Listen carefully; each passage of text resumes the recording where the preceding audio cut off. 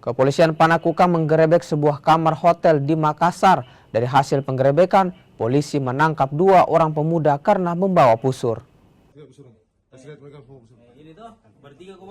Penggerebekan di kamar hotel ini dilakukan tim Resmob Polsek Panakukang Makassar di Jalan Todopuli Makassar.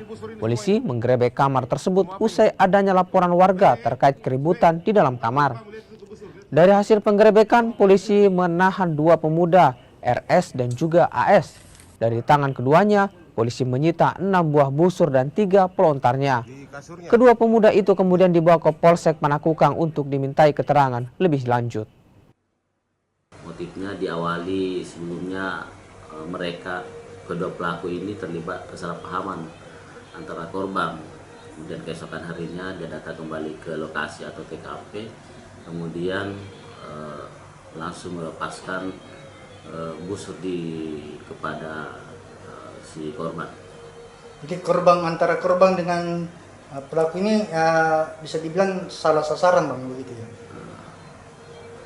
Yang jelas seperti itu karena pada saat melepaskan itu kebetulan korban ada di lokasi sehingga korbanlah yang menjadi